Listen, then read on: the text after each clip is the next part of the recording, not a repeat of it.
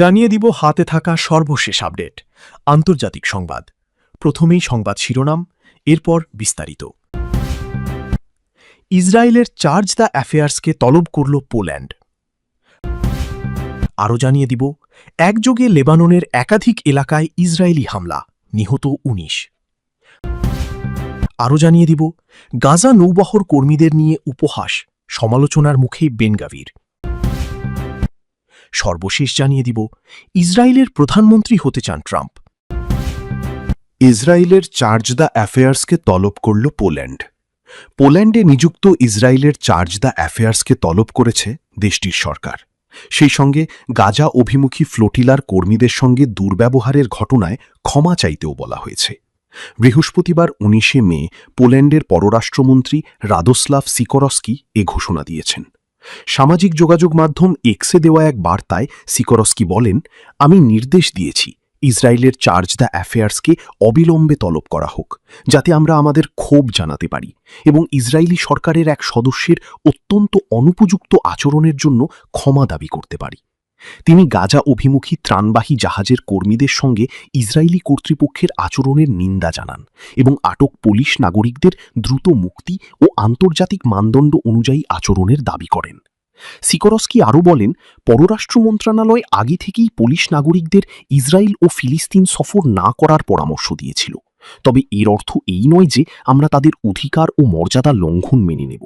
আমাদের নাগরিকদের নিরাপত্তাই সর্বোচ্চ অগ্রাধিকার। এর আগে ইসরায়েলের জাতীয় নিরাপত্তামন্ত্রী ইতেমার বেন গভির সামাজিক মাধ্যমে একটি ভিডিও প্রকাশ করেন। সেখানে দেখা যায় গাজাপন্থী কর্মীদের হাত বেঁধে হাঁটু গেড়ে বসিয়ে রাখা হয়েছে এবং তিনি তাদের নিয়ে বিদ্রূপ করছেন। আন্তর্জাতিক জলসীমা থেকে ইসরায়েলি বাহিনী তাদের আটক করে। ১ মিনিটের ওই ভিডিও প্রকাশের পর দেশ বিদেশে ব্যাপক সমালোচনার মুখে পড়েন বেন গভির। মানবিক সহায়তাবাহী গ্লোবাল সুমুদ ফ্লোটিলা জানিয়েছে তাদের বহরের সব ৫০টি জাহাজই ইসরায়েলি জব্দ করেছে। ৪৪টি দেশের ৪২৮ জন আরোহী নিয়ে বহরটি গত বৃহস্পতিবার তুরস্কের মারমারিস জেলা থেকে যাত্রা শুরু করে। ২০০৭ সাল থেকে গাজা উপত্যকায় আরোপিত ইসরায়েলের অবরোধ ভাঙার উদ্দেশ্যেই এই উদ্যোগ নেওয়া হয়েছিল। তথ্যসূত্র আনাদোলু। ইসরায়েল একযোগে লেবাননের একাধিক এলাকায় ইসরায়েলি হামলা, নিহত ১৯। লেবাননের দক্ষিণাঞ্চলে বিভিন্ন এলাকায় ইসরায়েলি বিমান হামলার খবর পাওয়া গেছে। এতে অন্তত ১৯ জন নিহত হয়েছেন। নিহতদের মধ্যে নারী ও শিশু রয়েছে। এছাড়াও আহত হয়েছেন আরও অনেকেই। বৃহস্পতিবার দক্ষিণাঞ্চলের তুলিন শহরের উপকণ্ঠে একটি বড় ধরনের বিমান হামলা চালানো হয়েছে, খবর আল জাজিরার। এছাড়া রাতভর কফার দৌনিন, ফ্রুন, সারবিন এবং তাইর দেব্বা শহরেও হামলার ঘটনা ঘটেছে বলে জানা গেছে। দক্ষিণ লেবাননের আল নুমাইরিয়া শহরের আশপাশের এলাকাতেও ইসরায়েলি হামলা আঘাত হেনেছে। লেবাননের স্বাস্থ্য মন্ত্রণালয়ের বরাত দিয়ে বিবিসির প্রতিবেদনে বলা হয়েছে, এর মধ্যে দেইর কানুন শহরের একটি বাড়িতে চালানো একক হামলায় ৩ শিশু, ৪ নারী সহ ১০ জন নিহত হয়েছেন। ইসরায়েলি সামরিক বাহিনী হতাহতের ঘটনা নিয়ে তাৎক্ষণিকভাবে কোনো মন্তব্য করেনি। উল্লেখ্য, গত সপ্তাহে ইসরায়েল ও লেবাননের মধ্যে চলমান তথাকথিত যুদ্ধবিরতি আরও বাড়ানো হয়েছিল। তবে নতুন এই হামলাগুলো সেই যুদ্ধবিরতির কার্যকারিতা নিয়ে নতুন করে প্রশ্ন তুলেছে। নতুন হামলায় এখন পর্যন্ত হতাহত বা ক্ষয়ক্ষতির পূর্ণাঙ্গ তথ্য প্রকাশ করা হয়নি। পরিস্থিতি পর্যবেক্ষণ করছে স্থানীয় প্রশাসন ও আন্তর্জাতিক মহল। Lebanon, Israel. গাজা নৌবহর কর্মীদের নিয়ে উপহাস, সমালোচনার মুখে বেন গভির। গাজাগামী সাহায্যবাহী নৌবহর আটক করার পর ফিলিস্তিনপন্থী আন্দোলনকারীদের সঙ্গে অসদাচরণ নিয়ে আন্তর্জাতিক মহলে ব্যাপক সমালোচনার মুখে পড়েছে ইসরায়েল। বিতর্কে সূত্রপাত হয় ইসরায়েলের জাতীয় নিরাপত্তামন্ত্রী ইতামার বেন গভিরের একটি ভিডিও প্রকাশের পর। ভিডিওতে দেখা যায় আটক কয়েকজন কর্মী হাত বাঁধা অবস্থায় হাঁটু গেড়ে বসে আছেন এবং মন্ত্রী তাদের নিয়ে উপহাস করছেন। পরে আরও একটি ভিডিওতে আন্দোলনকারীদের একটি জাহাজের দিকে হাঁটু গেড়ে বসিয়ে ইসরায়েলের জাতীয় সঙ্গীত বাজানোর দৃশ্যও দেখা যায়। ভিডিওটি প্রকাশের পর যুক্তরাষ্ট্র, যুক্তরাজ্য, ফ্রান্স, ইতালি, কানাডা সহ একাধিক দেশ তীব্র প্রতিক্রিয়া জানায়। যুক্তরাষ্ট্রের রাষ্ট্রদূত মাইক হাকাবি ঘটনাটিকে ঘৃণ্য বলে আখ্যা দেন।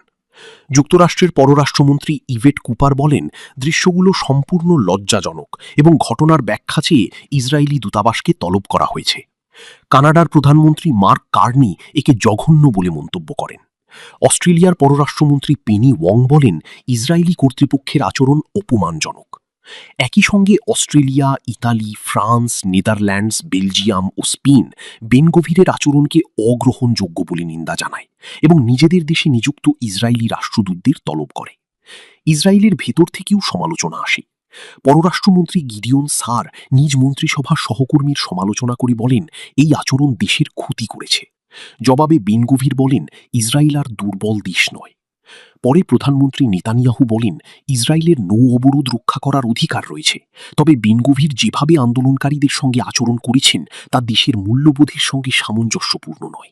তিনি আরও জানান, আটক কর্মীদের দ্রুত নিজ নিজ দেশে ফেরত পাঠানোর নির্দেশ দেওয়া হয়েছে। নৌবহরটির আয়োজক গ্লোবাল সুমুদ ফ্লটিলা দাবি করেছে, তারা গাজার জন্য খাদ্য, শিশু খাদ্য।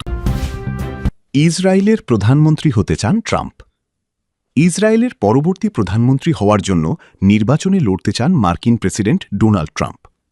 স্থানীয় সময় বুধবার 20 মে যুক্তরাষ্ট্র কোস্টগার্ড একাডেমির গ্র্যাজুয়েশন অনুষ্ঠানের আগে সাংবাদিকদের সঙ্গে কথা বলার সময় এই কথা বলেন তিনি। ট্রাম্প দাবি করেন তিনি ইসরায়েলে অত্যন্ত জনপ্রিয়। তিনি বলেন, এই কাজ শেষ করার পর হয়তো আমি ইসরায়েলে গিয়ে প্রধানমন্ত্রী পদে নির্বাচন করব। আজ সকালে একটি জরিপ দেখেছি, সেখানে আমার সমর্থন 99%। এটা তো বেশ ভালো। তবে তিনি কোন জরিপের কথা বলেছেন তা স্পষ্ট করেননি। এ বিষয়ে হোয়াইট হাউসও তাৎক্ষণিকভাবে কোনো মন্তব্য করেনি। বর্তমানে ইসরায়েলের প্রধানমন্ত্রী হিসেবে দায়িত্ব পালন করছেন বেনিয়ামিন নেতানিয়াহু।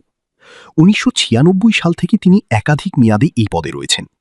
ইরান যুদ্ধকে ঘিরে চলমান পরিস্থিতিতে ট্রাম্প বরাবরই নেতানিয়াহুর দৃঢ় সমর্থক হিসেবে পরিচিত। ইরান যুদ্ধের বর্তমান অবস্থা নিয়ে নেতানিয়াহুর সঙ্গে কথা হয়েছে কিনা এমন প্রশ্নের জবাবে ট্রাম্প বলেন, তিনি ভালো আছেন, তিনি খুব ভালো মানুষ, আমি যা চাই তিনি তাই করবেন, আমার কাছে তিনি দারুণ একজন মানুষ। এর একদিন আগেই ট্রাম্প বলেছিলেন তিনি ইরানের বিরুদ্ধে আরও বড় ধরনের হামলা চালানোর কথা ভাবছেন। তার 2 দিন আগে তিনি জানান, যুদ্ধবন্ধে সম্ভাব্য সমঝোতায় অগ্রগতি হওয়ায় তিনি হামলার সিদ্ধান্ত স্থগিত করেছিলেন। নেতানিয়াহুকে নিয়ে ট্রাম্প আরও বলেন, ভুলে গেলে চলবে না, তিনি যুদ্ধকালীন প্রধানমন্ত্রী। আমার মতে ইসরায়েলে তাকে ঠিকভাবে মূল্যায়ন করা হয় না, কিন্তু তিনি একজন যুদ্ধকালীন প্রধানমন্ত্রী, আর আমি মনে করি না তাকে যথাযথ সম্মান দেওয়া হচ্ছে। তথ্যসূত্র, USA টুডে। ডোনাল্ড ট্রাম্প, প্রধানমন্ত্রী, ইসরায়েল।